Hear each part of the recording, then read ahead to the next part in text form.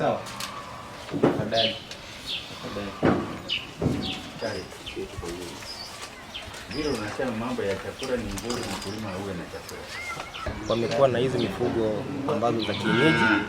Sasa tumeonelea kwamba tunataka tuwainue kidogo kutoka kwa ile kiwango ambacho walikuwa wanapata kwa hiyo mifugo yao ya kienyeji, wakiendelea na hizi ng'ombe ambazo zinakuja za grade ama process, ili pia iweze kuinua wakati wa mazalisho ya maziwa. Itakuwa mzuri kama hawa wafugaji wanajipanga kwa muda kabla hawajapata huu ng'ombe, watengeneze chakula yao, wapande, waweke ile ambayo inazalishwa wakati wa kiangazi kama kiangazi ambao huwa inakuja. Business na mama zote na profit ndio. Bwana ofisa, sasa tupate ile sema ambayo inakuwa kali. Au pengine nini? Sawa.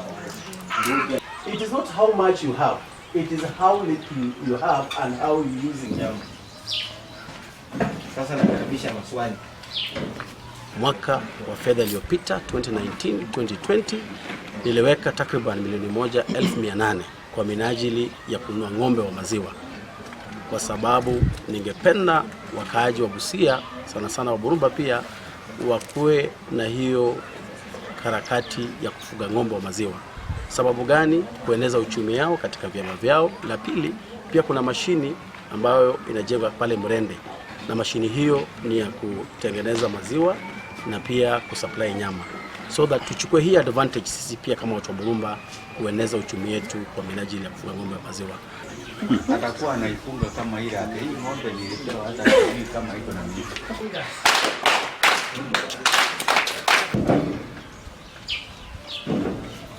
Ni pendekezo langu ya kwamba Department of Agriculture ipatie hawa wafugaji hata kama nusu eka kwa minajili ya kupanda nyazi ya kulishe, iwe lishe ya hizi mifugo zetu.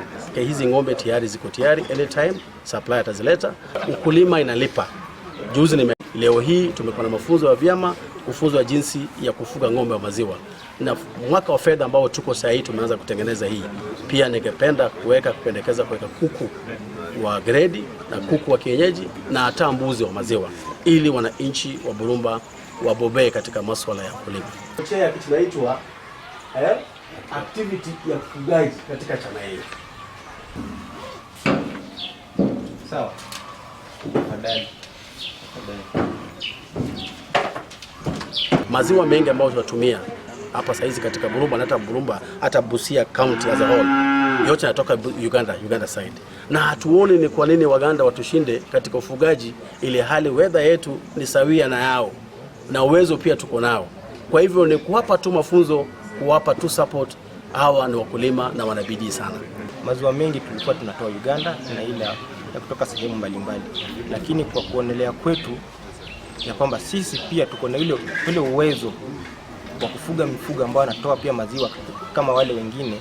Tuko na watu wetu ambao watanunua hiyo maziwa. Hapo wapangaji wananunua maziwa kutoka Uganda, inazungushwa hapa. Saa nyingine nawe kwa maji, lakini yetu ikiwa mazuri tutapata faida.